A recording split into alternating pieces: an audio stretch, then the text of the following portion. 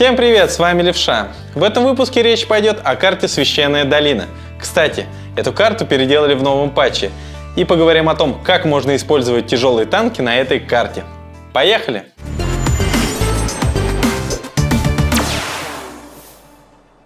Начнем с верхней базы. Ехать в деревню на J8, J9 лучше всего на тяжах с хорошей мобильностью, дабы успеть занять более выгодные позиции. Главное, при подъеме прижимайтесь левее, чтобы вас не прострелили противники с базы. И ни в коем случае не останавливайтесь на дороге, чтобы пострелять по вражеским танкам. При заезде в деревню лучше проезжать за этот дом. Если быстрые танки противника в начале боя займут деревню, то тут вы сможете дольше выживать. Спереди на вас смогут выйти не больше 2 танков, а сзади, скорее всего, вас будут прикрывать союзники. Еще как вариант, можно занять на танке с крепкой башней вот этот камень. Единственная проблема – за этим камнем вы будете в прямом простреле для артиллерии. А от этого камня можно прострелить танки, находящиеся на мосту, при условии, что вам их кто-то будет светить. Принимать танки, которые пытаются подняться в деревню, удобнее всего отсюда. Если же к вам никто из соперников не приехал, можно с балкона пострелять по танкам противника. С квадратов G7, G8 можно нанести урон по переезжающим танкам. Но если танки противника не поехали в деревню на горе, то можно остаться без урона в бою, так как перетяжка на другой фланг займет много времени. А ехать в атаку по низине в сторону вражеской базы не самый лучший вариант. Возле этого дома в начале боя можно поймать какой-нибудь быстрый танк. Проехав немного вперед, можно занять эту позицию. Отсюда имеются прострелы по танкам в квадратах E2, E3.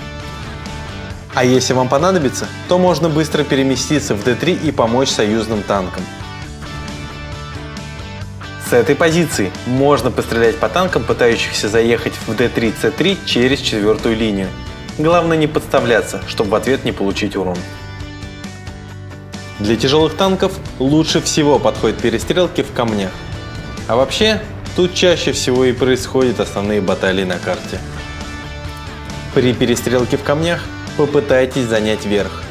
Отсюда вы можете, особо не подставляясь, настреливать урон по противникам.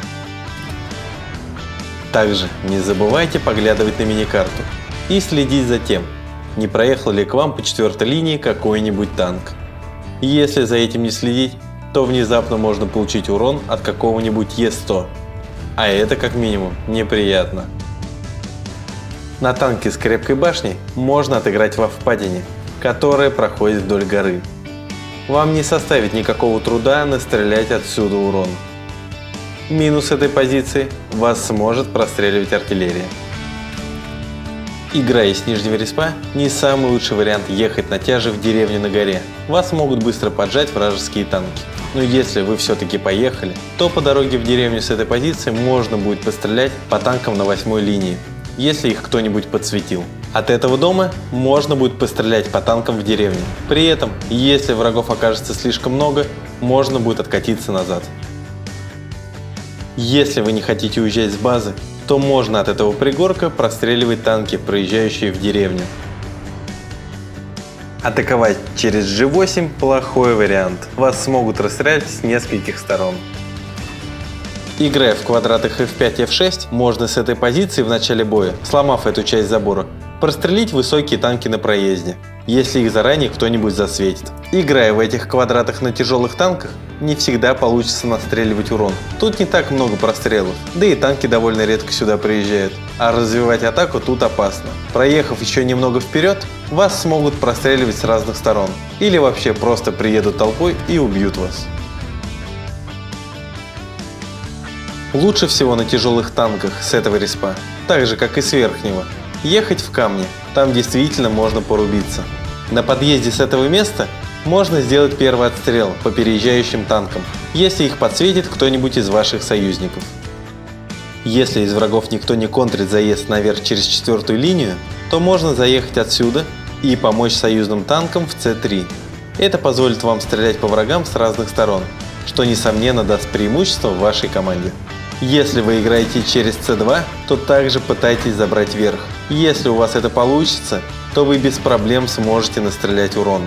Один из самых главных плюсов этой позиции с обоих респов – тут не закидывает артиллерия. Также можно сыграть через впадину. Делать это нужно, когда у врагов нет артиллерии и когда у вас занят верх. Здесь вы сможете неплохо отвлекать на себя вражеские танки и при этом еще настреливать урон. Эти камни лучше всего подходят для тяжелых танков как с одной, так и с другой базы. Вот только одному туда ехать не стоит. Ваше геройство все равно никто не оценит, а враги быстро отправят ваш танк в ангар.